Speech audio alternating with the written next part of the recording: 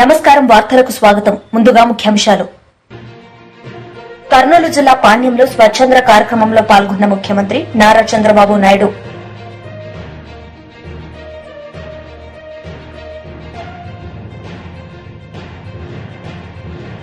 మాజీ మంత్రి అంబటి రాంబాబు మీడియా సమావేశం పలు అంశాలపై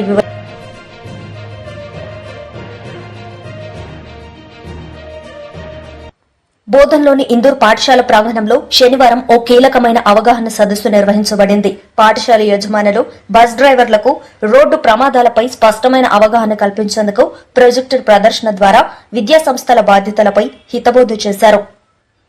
జిల్లా రవాణాధికారి ఉమామహేశ్వర్ మాట్లాడుతూ పిల్లల ప్రాణాలు ఆట వేడుక కాదని ప్రతి బస్సు సామర్థ్యం, బ్రేక్ వ్యవస్థలు తదితర అంశాలను సమగ్రంగా పరిశీలించాల్సిన అవసరం ఉందని స్పష్టం చేశారు. ఈ కార్యక్రమంలో motor vehicle inspector Srinivas, traffic CI Chandar Rathod, Indur పాఠశాల కరెస్పాండెంట్ కిషోర్, విద్యా వికాస్ కళాశాల కరెస్పాండెంట్ శ్రీనివాస్ తదితరులు పాల్గొన్నారు. ఈ సదస్సు తర్వాత బోధన్ విద్యా సంస్థలకు స్పష్టమైన సంకేతం వెళ్లింది. రోడ్డు భద్రత విషయమై రాజీకి తావులేదు.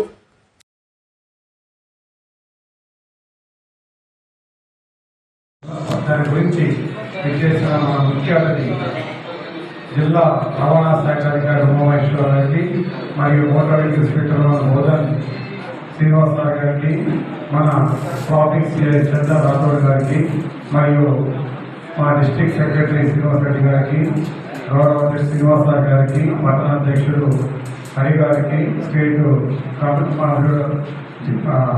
చిరంజీవి గారికి మరియు వివిధ కరెస్పాండెంట్లకు, ముఖ్యంగా మా డ్రైవర్ గురించి అందరికీ కూడా నమస్కరిస్తూ ఈ రోజు అవగాహన సదస్సు పెట్టడానికి ముఖ్యంగా సార్ శ్రీనివాసరావు గారు చేసి ప్రతి డ్రైవర్ మిత్రులకి ఈ సందేశం వెళ్ళాలి.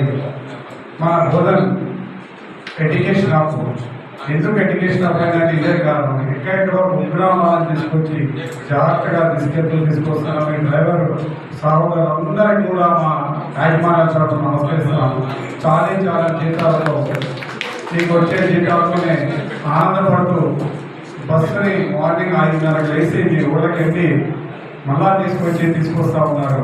మీ అందరికీ కూడా ఇద్దరికి నమస్కరిస్తూ మీకు కూడా మా యజమాన్యాల తరఫున మీకు కనీస అవసరాలు తీరేటట్టు మా యజమాన్యాలతో మాట్లాడి మీకు చేస్తాం. అట్లానే మీకు ఇన్సూరెన్స్ కూడా విద్యుత్ షాప్కి వచ్చే జూన్ కల్లా ప్రతి వాళ్ళకి 5 lakhs ఇన్సూరెన్స్ అయ్యేటట్టు ప్రతి యాజమాన్యం కూడా చేసేటట్టు మేము ప్రయత్నం చేస్తాం.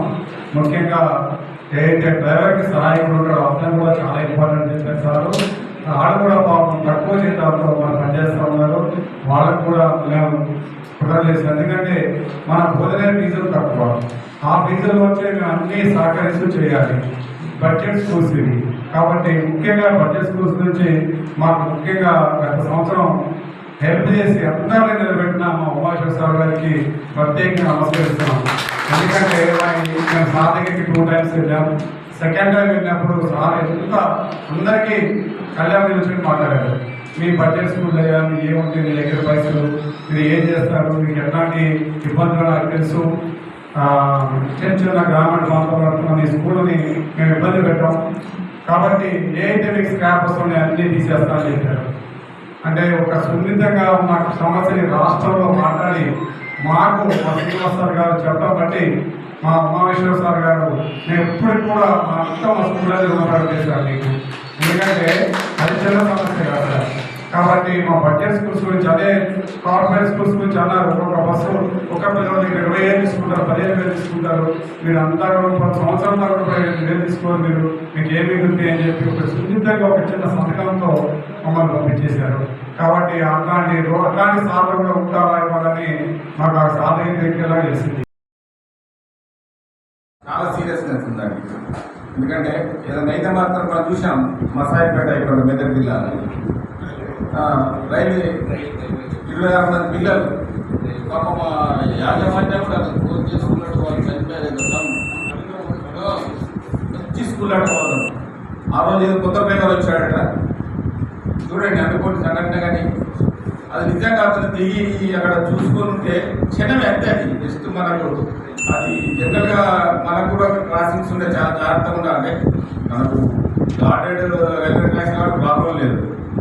అదే ఇప్పుడు హబ్బం గేటు చాలా ఉన్నాయి ఇలా అన్ని కోఆర్డినే ఉన్నాయి, ప్రాబ్లం లేదు. కానీ ఒక్కోసారి మీరు సెల్ఫ్ అక్కడ అయిపోయింది అనుకోండి, ఇబ్బంది అవుతుంది కదా, పట్టాల మీద అయిపోతుంది ఒకసారి ఇప్పుడు జరిగింది. కాబట్టి వెహికల్ కూడా ఇప్పుడు మీరు రోజు వెహికల్ నడుపుతుంటారు, వెహికల్ యొక్క కండిషన్ మీకు తెలుస్తుంటుంది. ఎందుకంటే మీరు డైలీ నడుపుతున్నారు కాబట్టి బ్రేక్ కండిషన్ ఎలా ఉంది, సెల్ఫ్ ఉందా లేదా, టైర్లు ఎలా ఉంది, అవన్నీ యాజమాన్య దృష్టికి తీసుకెళ్ళి అది రిపేర్ చేయించుకుంటారు ఎప్పటికప్పుడు. దాని కండిషన్ కూడా చెక్ చేస్తుండాలి. అలాగే ఓవర్ స్పీడ్కి వెళ్ళడం కూడా చేయొద్దు. అలాగే ఇంతకుముందు చెప్పారు మద్యం తాగి తాగుడు అలవాటు ఉండొచ్చు, ఎందుకంటే తాగుడు అలవాటు అందరికీ ఉంటుంది. కానీ అది ఎప్పుడు తాగాలి, మీరు పెట్టి ముగించుకొని ఇంటికి వెళ్ళిన తర్వాత తీసుకుంటే పర్వాలేదు. కానీ మీరు అది తీసుకునే బుద్ధికి వస్తా అంటే కుదరదు. ఎందుకంటే ఇంతకుముందు మన కరస్పాండెంట్ గారు చెప్పుకుంటే బ్రీత్ లైన్స్ కూడా 700 పెట్టుకోవాలండి. కానీ మరి చాలా వాటి కాస్ట్ కూడా చాలా తగ్గిపోయినాయి. ఎందుకంటే ఇప్పుడు ఆర్టీసీ బస్సు ఎక్కువ నుంచి బయటకు వెళ్తుంటే కంపల్సరీ బ్రీత్ లైన్స్ చేస్తారు. అలాగే మీరు కూడా 10 బస్సులు ఉన్న వాళ్ళు ఉన్నారు కదా, పెట్టుకోవాలి. ఎందుకంటే డ్రైవర్ కూడా అదే మాకు చెస్ట్ చేస్తారని చెప్పేసి వాళ్ళు కూడా కాస్ట్ చేసుకుంటారు. ఏమంటారు, అవునా కదా? అయితే మంచిదే కదా. బుద్ధ జయంతి ఘటనపై అంబేద్కర్ ప్రొటెక్షన్ కమిటీ స్పందన. రాళ్లబోరుగా గ్రామం సంఘటనపై కలెక్టర్కు వినతి. బుద్ధ ఫాలోవర్స్ పై దాడి, కమిటీ ఆందోళన వ్యక్తం. రాళ్లబోరుగా బాధితులకు న్యాయం కల్పించాలన్న డిమాండ్. అధికారుల హామీపై సంతృప్తి వ్యక్తం చేసిన సంఘం నేతలు. జై భీమ్, జై బుద్ధ, జై భారత్. రాళ్లబోరుగా ఘటనపై ప్రొటెక్షన్ కమిటీ వినతి. ఈ రోజు జరిగిన సమావేశంలో doctor BR Ambedkar and protection committee కింద పలువురు సభ్యులు, ముఖ్యంగా రాజారాం గారు, నరేష్ గారు, సిరిరాములన్న గారు, గంగన్న గారు, అడ్వకేట్ అశోక్ చంద్ర గారు, గంగాధర్ దాడి గారు పాల్గొన్నారు. ముధోల్ నియోజకవర్గంలోని రాళ్లబోరుగా గ్రామంలో బుద్ధ జయంతి సందర్భంగా శాంతియుతంగా జరుగుతున్న పూజా కార్యక్రమంపై జరిగిన దాడిని ఖండిస్తూ బాధితులకు న్యాయం చేయాలని కోరుతూ నిర్మల్ జిల్లా కలెక్టర్ మేడం గారికి వినతి పత్రం అందజేశారు. ఈ ఘటనలో బుద్ధుని విగ్రహం వద్ద పూజ నిర్వహిస్తున్న వారిపై గ్రామస్తులు దాడికి పాల్పడినట్లు, అనంతరం ఇల్లీగల్ కేసులు నమోదు చేయడంపై కమిటీ తీవ్ర ఆందోళన వ్యక్తం చేసింది. అధికారుల హామీ మేరకు విగ్రహాన్ని తిరిగి ఏర్పాటు చేస్తామని తెలియజేయడంపై సభ్యులు సంతృప్తి వ్యక్తం చేశారు. కమిటీ అంశాన్ని పెద్ద ఎత్తున తీసుకెళ్లి అవసరమైతే ఉద్యమించేందుకు సిద్దంగా ఉందని స్పష్టం చేసింది. బుద్ధిజం మరియు సామాజిక న్యాయం కోసం పోరాటం కొనసాగుతుందన్నారు. అందరికీ జై భీమ్. ఏదైతే బుద్ధ పూర్ణిమ రోజు మన ముధోల్ మండల్ బోరేగం గ్రామంలో అల్లర్లకు సృష్టించినటువంటి వాళ్ళను మరి మేము తప్పకుండా వాళ్ళపై ఖచ్చితంగా చర్యలు తీసుకోవాలి. ఏ విషయంలోనైనా కానీ దాదాపు పోలీసు వాళ్ళు కౌంటర్ కేసులు వేస్తున్నారు. అటు నుంచి కొందరు, ఇటు నుంచి ఎలాంటి శాంతియుతంగా వాళ్ళు పూజా కార్యక్రమం చేసుకునే రోజు వాళ్ళు అనుకోకుండా మరణాయుధాలతో వాళ్ళు దాడి చేయడము తప్పుగా భావిస్తున్నాము. కాబట్టి ఈరోజు మేము కలెక్టర్ గారిని దళిత సంఘాల ఆధ్వర్యంలో మెమోరాండం ఇవ్వడం జరిగింది.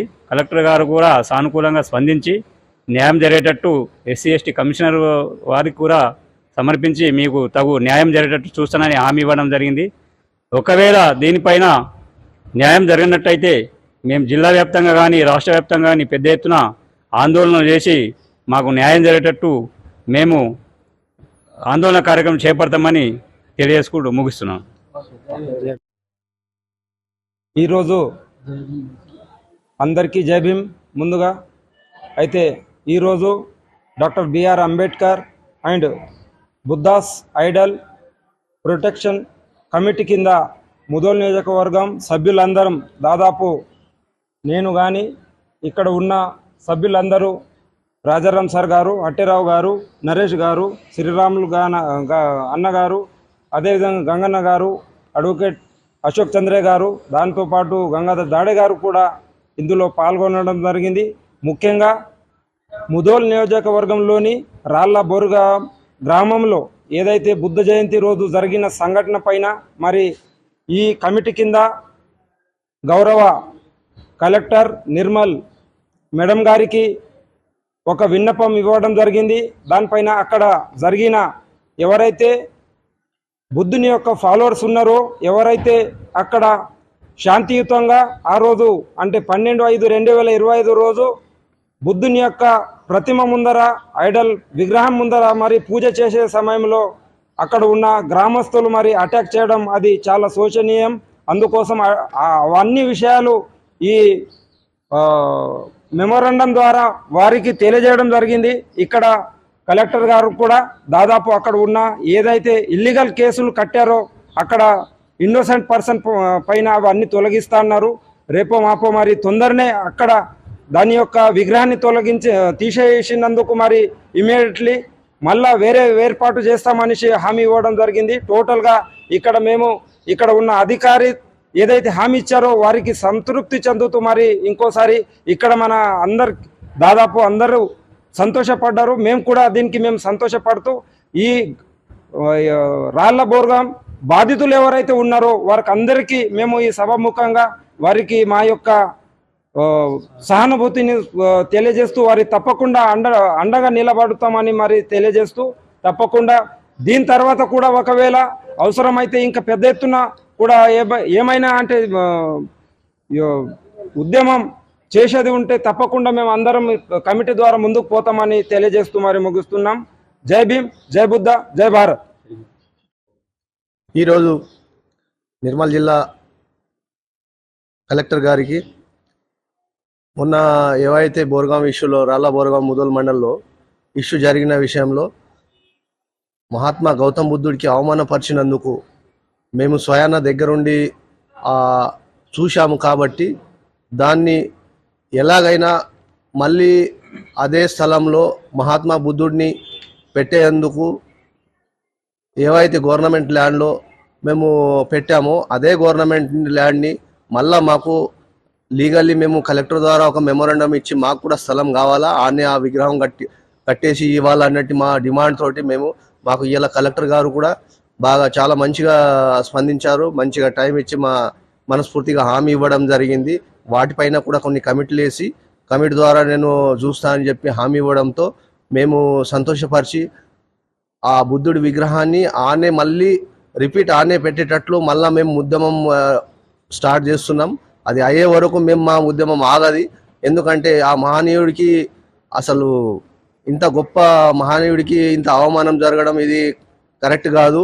దీనికి మళ్ళా ప్రభుత్వ అధికారులు కానీ మిగతా పోలీసు అధికారులు కానీ దీనికి అవమానపరిచినందుకు బాగా ఈరోజు అందరికీ జై భీమ్. ముందుగా అయితే ఈరోజు doctor BR Ambedkar and buddhas idol protection committee కింద ముదోల్ నియోజకవర్గం సభ్యులందరం దాదాపు నేను కానీ ఇక్కడ ఉన్న సభ్యులందరూ రాజారాం సార్ గారు, అట్టెరావు గారు, నరేష్ గారు, శ్రీరాములు అన్నగారు, అదేవిధంగా గంగన్న గారు, అడ్వకేట్ అశోక్ చంద్రే గారు, దాంతోపాటు గంగాధర్ దాడే గారు కూడా ఇందులో పాల్గొనడం జరిగింది. ముఖ్యంగా ముదోల్ నియోజకవర్గంలోని రాళ్ల బోర్గా గ్రామంలో బోధ నియోజకవర్గంలో ఇసుక మాఫియాపై నిజాలు వెలికితీస్తున్న పత్రికా సోదరులపై దిష్టిబొమ్మల దహనం చేయడం, కాలితో తన్నడం వంటి చర్యలు తీవ్ర కలవరానికి కారణమయ్యాయి. ఈ ఘటనపై భారతీయ జనతా పార్టీ మరియు భారత రాష్ట్ర సమితి పార్టీలు తీవ్ర స్థాయిలో స్పందించాయి. బీజేపీ జిల్లా కార్యదర్శి సుధాకర్ చారి, పట్టణ అధ్యక్షులు గోపీకిషన్, ఇతర మండల అధ్యక్షులు మాట్లాడుతూ ఇసుక మాఫియా అక్రమాలను వెలికితీసే పాత్రికేయులపై దుష్ప్రచారం హేయమైన చర్య. మేం దీన్ని తీవ్రంగా ఖండిస్తున్నాం. మీడియా సోదరులకు మేము సంపూర్ణ అండగా నిలుస్తాం. అలాగే ఈ రోజు బోధన్లో బీఆర్ఎస్ పార్టీ పట్టణ అధ్యక్షుడు రవీందర్ యాదవ్ ఆధ్వర్యంలో ప్రెస్ మీట్ నిర్వహించి కండ్గావ్, సిద్దాపూర్ ప్రాంతాల్లో ఇసుక మాఫియా కార్యకలాపాలపై సత్యాన్ని ప్రజలకు చూపించిన పాత్రికేయులపై అసభ్యకరంగా ప్రవర్తించడం అభ్యంతరకరం. ఇలాంటి చర్యలు ప్రజాస్వామ్యానికి మచ్చ తెచ్చే విధంగా ఉన్నాయి. మీడియా మిత్రులకు మేము అండగా ఉన్నామని తెలిపారు. ఈ కార్యక్రమంలో పాల్గొన్న నాయకులు మహమ్మద్ రజాక్, బెంజర్ గంగారాం, రేఖం దాసు, ప్రవీణ్ జాదవ్, షేక్ జాకీర్, అహ్మద్, సాగర్, షేక్ మొహమ్మద్ తదితరులు. అంతేకాకుండా స్థానిక ఎమ్మెల్యే సుదర్శన్ రెడ్డి తక్షణమే స్పందించి బాధ్యులపై చర్యలు తీసుకోవాలని రెండు పార్టీలు డిమాండ్ చేశాయి. గురువారం రోజు మధ్యాహ్నం సడన్ గా అధికారుల నుంచి, కలెక్టర్ గారి నుంచి వెంటనే ఖండగాం ఏదైతే సిద్దాపూర్ ఇసుక డంప్ ఉందో, ఇసుక క్వారీ ఉందో దాన్ని సడన్ గా ఆపేయమని పైనుంచి ఆదేశాలు వచ్చినాయి. ఆదేశాలు రాగానే వీళ్ళేదో ఇసుక మాఫియా వాళ్ళంతా కలిసి ఏదో కొంపలు మునిగిపోయినట్టు వాళ్ళకు యూనియన్ పెట్టుకొని దాన్ని వచ్చేసి ఏదో సుదీర్ఘమైన అనుభవం ఉన్న బలరాం రాజు గారు, అదేవిధంగా 15 సంవత్సరాలు ఎలక్ట్రానిక్ మీడియాలో పనిచేస్తున్న సోదరుడు తారాచంద్ గారి దిష్టిబొమ్మలు దానం చేయడం అనేది చాలా దురదృష్టకరమైన చర్య. అది పైగా మన బోధన పట్టణంలో జరగడం ఇది చాలా దురదృష్టకరం. దీన్ని పూర్తిగా భారతీయ జనతా పార్టీ ఖండిస్తుంది. అదేవిధంగా విలేకరులు ఎవరైతే ఉన్నారో, ప్రెస్ ఏదైతే ఉందో వాళ్లకు మేము వెన్నుదన్నుగా తప్పకుండా ఉంటామని తెలియజేస్తున్నాం. మరొకసారి ఇసుక మాఫియాకు మేము హెచ్చరిస్తా ఉన్నాం, ఇలాంటి చర్యలు మానుకోండి. మీరు ఏదైతే ఉన్నారో మీరు కరెక్ట్ గా చేసినట్టయితే బలరాం రాజు గారు 40 సంవత్సరాలు ఎన్నో గవర్నమెంట్లు ఎంతో మంది ఎమ్మెల్యేలు ఆయన ముందు వెళ్లారు, వచ్చారు. అదేవిధంగా గత 3 పర్యాయాలు కూడా మన తారాచంద్ సోదరుడు ఆయన కూడా 3 ఎమ్మెల్యేలను ఆల్రెడీ చూసిన వ్యక్తి.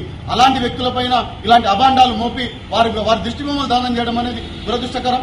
అదేవిధంగా వాళ్ళే ఉల్టా వెళ్లి కలెక్టర్, సబ్ కలెక్టర్ని కలవడం, ఏసీపీని కలవడం ఇది బోధన నియోజకవర్గంలోనే చెల్లుతుందని అనిపిస్తుంది. ఇలాంటి ఏదైతే సంస్కృతి ఉందో ఇలాంటి సంస్కృతి మానుకోవాలని మరొకసారి హెచ్చరిస్తూ దీన్ని పూర్తిగా భారతీయ జనతా పార్టీ ఖండిస్తుందని తెలియజేస్తా ఉన్నాం. బోధన్ పట్టణంలో మొన్న ఏదైతే టీ న్యూస్ తారాచంద్ గారి యొక్క దిష్టిబొమ్మ దగ్ధం చేస్తూ మరియు అలాగే నమస్తే తెలంగాణ బలరాం రాజు గారి యొక్క దిష్టిబొమ్మ దగ్ధం చేయడం అనేది చాలా ఏహమైన చర్య.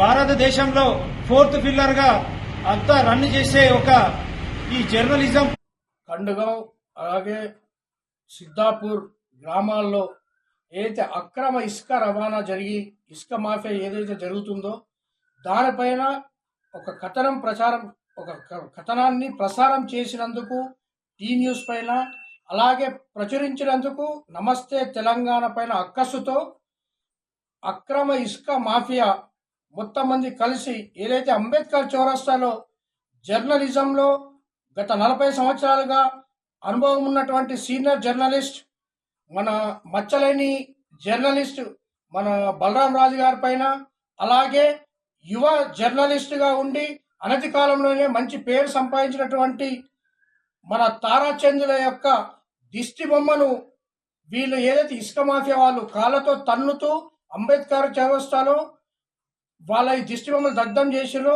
దాన్ని బీఆర్ఎస్ పార్టీ బోధన పట్టణ శాఖ తరఫున మేము తీవ్రంగా ఖండిస్తా ఉన్నాం.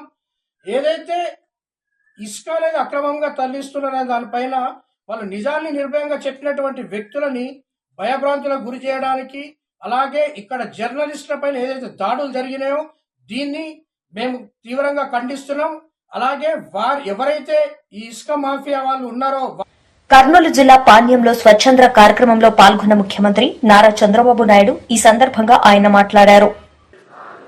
సంకల్పానికి కట్టుబడి ఉంటానని ఈరోజు పరిశుభ్రత గురించి నేను వేసిన ఈ ముందడుగు ఆంధ్రప్రదేశ్ రాష్ట్రాన్ని శుభ్రపరచడంలో సహాయం చేస్తుందని నమ్ముతూ ఈ రోజు నుండి నా తోటి వారికి స్వచ్ఛమైన మరియు పచ్చదనం పెంపొందించేందుకు అలాగే గ్రీన్ ఎనర్జీపై అవగాహన కల్పించే దిశగా ప్రయత్నం చేస్తానని మన ఆంధ్రప్రదేశ్ను స్వచ్ఛాంధ్రప్రదేశ్గా తీర్చిదిద్దేటట్లు నా వంతు కృషి చేస్తానని ప్రమాణం చేస్తున్నాను. దయచేసి కూర్చోవాలి.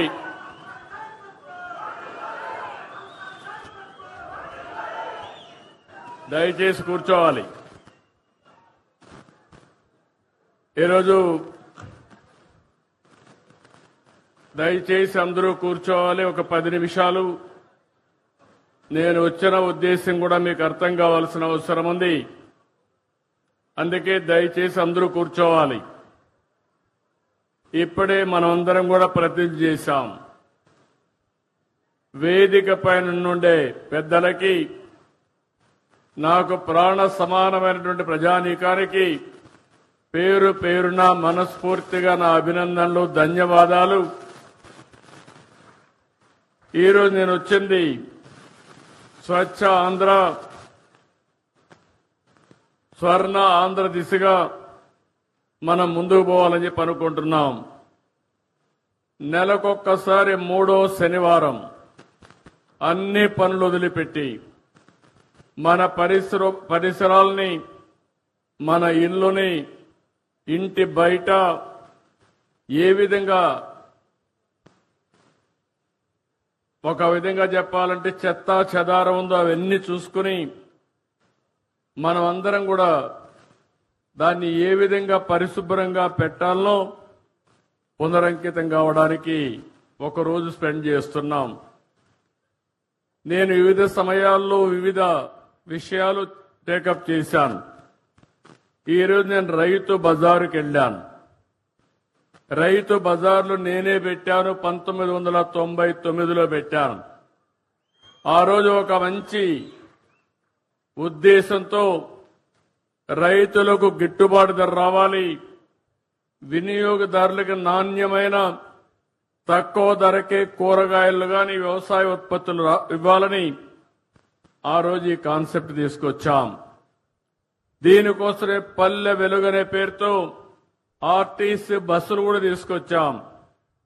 వెనక సీట్లన్నీ కూడా ఖాళీ చేపించి అవన్నీ రిమూవ్ చేసి నేరుగా కూరగాయలు అందులో వేసుకుని తెల్లవారితో ఫస్ట్ అవర్లో రైతు బజారు దగ్గర తీసుకొచ్చి వదిలిపెట్టేవాళ్ళం.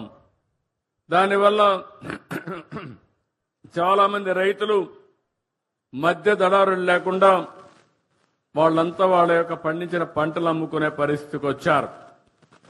ఇంకో పక్కన పడేవాళ్ళం, కరెంటు కూడా అవసరం లేకుండా సబ్జీ కూర. ఎన్ రామచంద్రరావు ఎక్స్ఎమ్మెల్సీ సమావేశం నిర్వహించారు. ఈ సందర్భంగా ఆయన మాట్లాడారు. జాతీయ ప్రధాన కార్యదర్శి, మళ్ళీ వారితో పాటు మనకు ఏకే యాంటోనీ గారి అబ్బాయి, ఇంతకుముందు డిఫెన్స్ మినిస్టర్ ఉంటే అనిల్ కే యాంటోనీ, అనుకో పేరు ఏకే యాంటోనీ, ఆయన కూడా అనిల్ కే యాంటోనీ కాబట్టి వారు ఈ ప్రోగ్రాంకు జాతీయ స్థాయిలో ఇన్ఛార్జ్. వారు కూడా వస్తారు. కేరళకు సంబంధించిన వ్యక్తి, రాజకీయాల్లో చాలా సుదీర్ఘ అనుభవం ఉంది. వారు కూడా ఈ కార్యక్రమంకు రావడం జరుగుతుంది. కాబట్టి ఈ కార్యక్రమంలో నేను మీ తరఫున మీ యొక్క మాధ్యమం ద్వారా హైదరాబాద్ పుర ప్రముఖులకు, హైదరాబాద్లో ఉన్నటువంటి మేధావులకు పిలుపునిస్తున్నాను. రేపు దయచేసి హోటల్ కత్రియాలో మార్నింగ్ 10:30కు ఈ యొక్క కార్యక్రమం ఉంటుంది.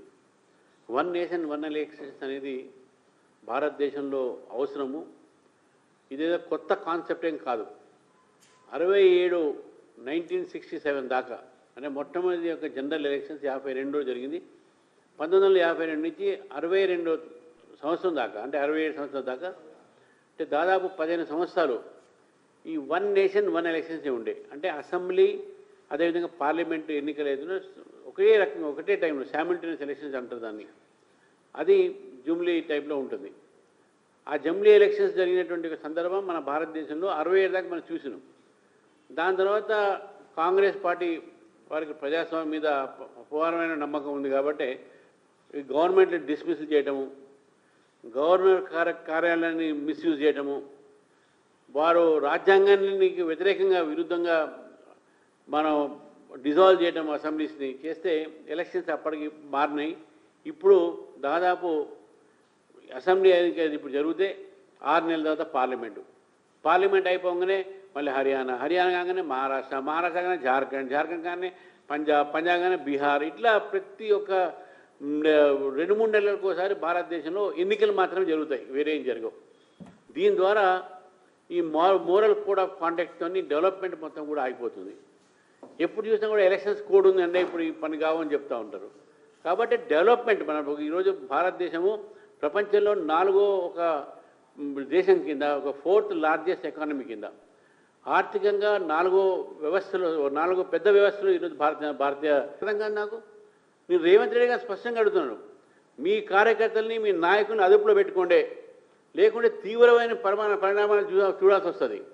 మా పార్టీ కార్యాలయం దగ్గర ఎందుకంటే బందోబస్తు అంటే మా పార్టీ మీద దాడి చేస్తారా, మా పార్టీ నాయకులను కొడతారా, ఏమనుకుంటున్నారో అర్థం కాదు నాకు. ఇప్పుడు మొత్తం ఎంతమంది డిస్టర్బెన్స్ అవుతున్నది, మా నాయకులు రావడానికి కష్టమవుతుంది. ఇక్కడ ఇప్పుడు నేను పోలీసుని అడిగాను ఏంటి అంటే అక్కడ ఏదో మధ్యప్రదేశ్ గురించి ఏదో ధారణ చేస్తున్నాడు బీహార్. ఆ మధ్య ఇరాక్ యుఎస్ వార్ అయినప్పుడు ఇరాక్ ఓడిపోగానే ఏం చేసింది, మొత్తం కువైట్ మీద పంపించింది, మా సంబంధం లేదు కువైట్కు. మాజీ మంత్రి అంబటి రాంబాబు మీడియా సమావేశం నిర్వహించారు. ఈ సందర్భంగా ఆయన మాట్లాడారు. ప్రైవేట్ వారు ఎవరు దీనిలో జోక్యం చేసుకోవాలా? ప్రభుత్వమే అమ్మినటువంటి సందర్భం, టైం టు టైం అమ్మారు. లిక్కర్ అమ్మకాలు తగ్గించేటటువంటి కార్యక్రమం చేశారు, పెంచే కార్యక్రమం చేయలే. ఇవాళ చంద్రబాబు నాయుడు గారు పెంచే కార్యక్రమం చేస్తున్నాడు. తొమ్మిది దగ్గాయి వాళ్ళు వీళ్ళు ఆయనకు కావాల్సిన అందరూ ఈ స్కామ్లు దొరబడుతున్నారు, బెల్ట్ షాపులు పెడుతున్నారు, పర్మిట్ రూములు పెడుతున్నారు, ఉన్నదాని మీద ఇంకొక 10 రూపాయలు అదనంగా వేసి అమ్ముతున్నారు, రాత్రులు అమ్ముతున్నారు. దాని దుంపదేగా మన స్విగ్గీ అని ఉంటుంది కదా, ఫుడ్ కావాల్సి వస్తే ఏదైనా ఇంట్లో ఆడవాళ్ళు వండుకోకపోతే ఇమీడియట్గా ఫోన్ చేస్తే స్విగ్గీ నుంచి ఫుడ్ వస్తుంది పలానా హోటల్కి. ఇప్పుడు ఏ బ్రాండ్ కావాలంటే ఆ బ్రాండ్ స్విగ్గీలాగా ఇంటికి తీసుకొచ్చి పరిస్థితి తీసుకొస్తున్నారు. అంటే బాగా తాగండి తాగండి తాగండి అనేటువంటి కార్యక్రమం చేస్తున్నారు. అప్పుడు స్కాములు జరుగుతాయా? ఇప్పుడు స్కాములు జరుగుతాయి? నేను అడుగుతా ఉన్నా. నియంత్రణ చేసేటటువంటి కార్యక్రమం చేస్తే స్కాములు జరిగినాయి అంటున్నారు. ఏమి లేదు, స్కాములు లేవు, ఏమి లేవు. ఏదో గుడ్డగాల్చి ముఖాన వేసి జగన్మోహన్ రెడ్డి గారికి సన్నిహితంగా ఉన్న వాళ్ళని అరెస్ట్ చేసేసి జైల్లో పెట్టేస్తే గడగడగడలో ఆడిపోతారు అని భ్రమిస్తున్నాడు చంద్రబాబు నాయుడు గారు. వాళ్ళ అబ్బాయి పులి మీద స్వారీ చేస్తున్నాడు చంద్రబాబు నాయుడు గారు వాళ్ళ అబ్బాయి. పులి స్వారీ ఆగిపోతుంది, నేను ఎప్పుడో సరే టక్కన ఆ పులే మిమ్మల్ని తింటది, గుర్తుపెట్టుకోమని మనం చేస్తున్నాం. ఒక దుర్మార్గమైనటువంటి కార్యక్రమాన్ని ఇవాళ రాష్ట్రంలో మీరు ప్రారంభించారు. ఎక్కడ చూసినా పేపర్లు చూసినా ఏముండాలంటే వాడు అరెస్టు, వీడు అరెస్టు, వాళ్ళకి బెయిల్ రాలేదు, వీళ్ళకి బెయిల్ వచ్చింది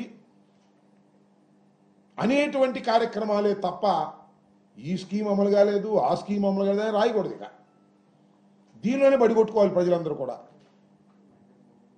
ధనంజయ రెడ్డి గారిని అరెస్ట్ చేశారు, కాకాని గోవర్ధన్ రెడ్డి గారికి బెయిల్ రాలేదు, వంశీ జైల్లో ఉన్నాడు, ఐజీ అయినటువంటి పిఎస్ఆర్ ఆంజనేయులు ఇంకా బెయిల్ రాలేదు. ఈ కార్యక్రమాలు తప్ప ఈ అమ్మఒడి రాలేదు, రైతు భరోసా రాలేదు, ఇవి ఉండకూడదు.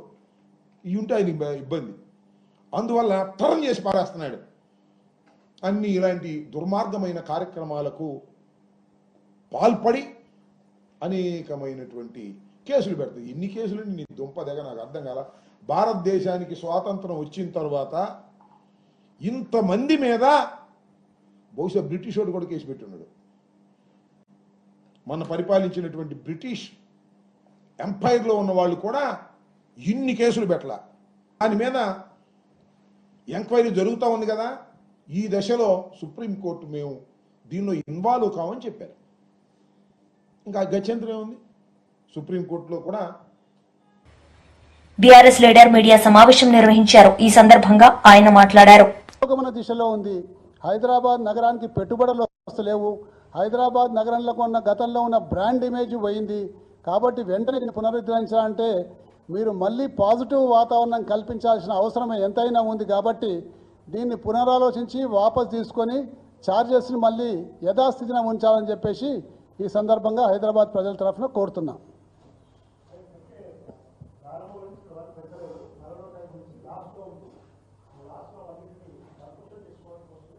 లాస్లో ఉన్నప్పుడు ఏంటంటే హైదరాబాద్ యొక్క కారిడార్స్ అన్నీ కూడా పెంచాలి. East west south north. గతంలో మా మాజీ ముఖ్యమంత్రి గారు కేసీఆర్ గారు ఎయిర్పోర్ట్కు కనెక్టివిటీ ఖరారు చేసినట్లు హయత్ నగర్ వరకు చేసిన ఇంకా ఎన్నో రకాలుగా కారిడార్స్ పెంచి అక్కడ ప్రయాణికులను కూడా మెట్రో రైలుకు అందుబాటులో చర్య తీసుకున్నారు. ఉదాహరణకు మా ఎల్బీ నగర్ మెట్రో రైలు వల్ల చాలా ఉపయోగపడుతుంది. కాబట్టి అటువంటి కారిడార్స్ని పెంచేసి ప్రయాణికులు ఎక్కువ వచ్చే విధంగా చర్యలు తీసుకోవాలి. కానీ ఉన్న మెట్రో రైలు ప్రయాణికుల మీద ఛార్జీల మొత్తం మోగిస్తే రేపు ప్రజలకు కష్టమవుతుంది. కొద్ది కాలం మోయాల్సిన తప్పదు. ఇప్పుడు ఇతర దేశాలలో అన్నింటిలో కూడా ప్రజా రవాణా మీద ప్రభుత్వాలు సబ్సిడీ ఇచ్చుకుంటూ నడిపిస్తున్నాయి. మనం విశ్వనగరంగా మనకి ఎదగాలంటే ఏంటంటే మన ప్రయాణికులు కూడా మనం సబ్సిడీ ఇచ్చుకుంటూ నడిపించుకుంటూ దాన్ని మెల్లిగా పైకి తీసుకుపోవాల్సిన అవసరం ఉంటుంది. ఇప్పటికే హైదరాబాద్ పరిస్థితి అంతా కూడా నెగిటివ్ వాతావరణం తయారైపోయి హైదరాబాద్లో ఒక వ్యాపారం కూడా నడుస్తలేదు. ఏ రంగం కూడా హైదరాబాద్లో పురోగతి సాధిస్తలేదు. కాబట్టి ఇప్పుడున్న పరిస్థితుల్లో మెట్రో రైలు యొక్క పెంపుని పునరాలోచించి వెనక్కి తీసుకోవాలని కోరుతున్నాం.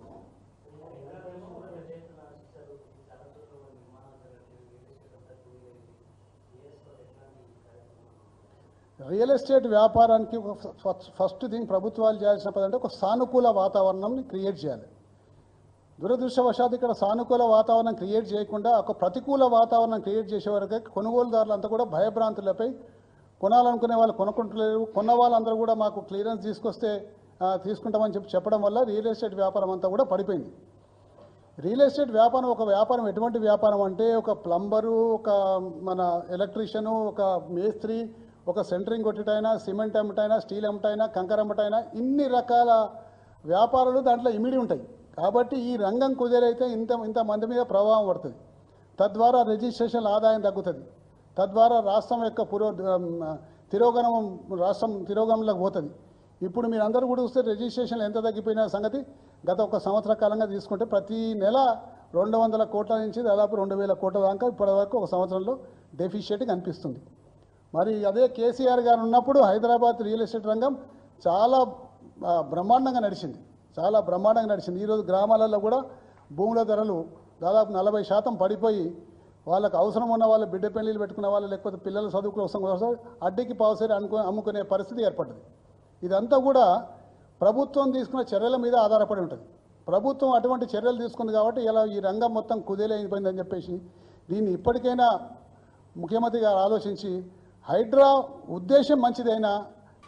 మాజీ ఎంపీ భార్గవి భరత్ మీడియా సమావేశం నిర్వహించారు. ఈ సందర్భంగా ఆయన మాట్లాడారు.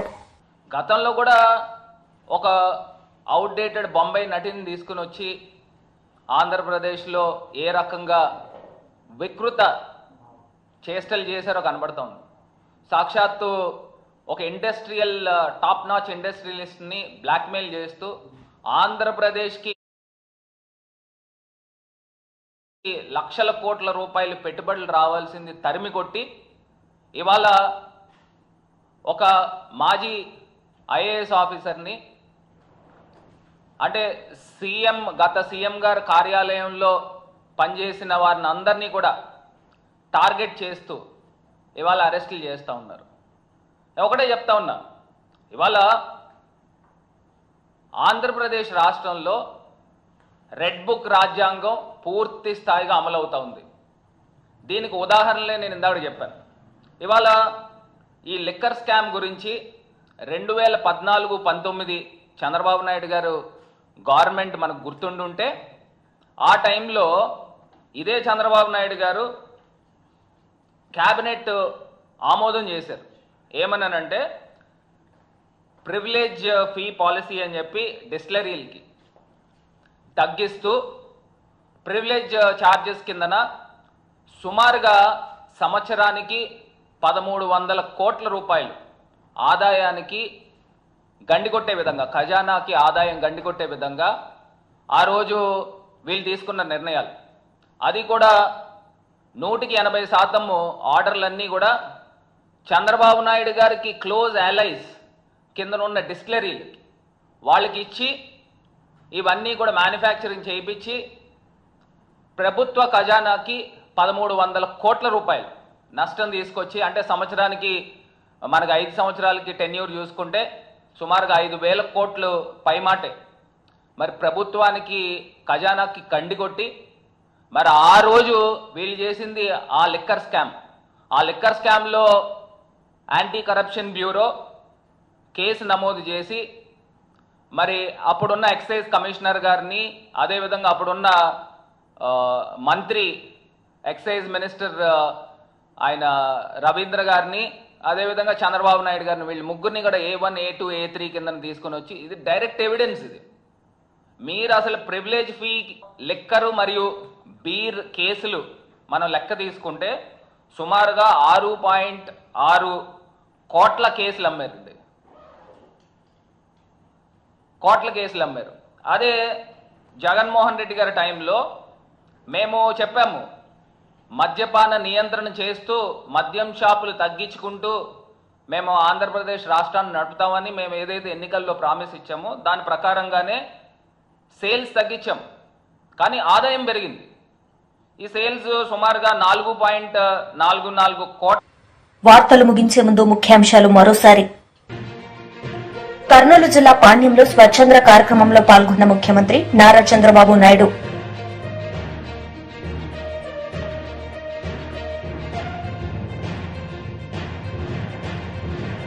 మాజీ మంత్రి అంబటి రాంబాబు మీడియా సమావేశం పలు అంశాలపై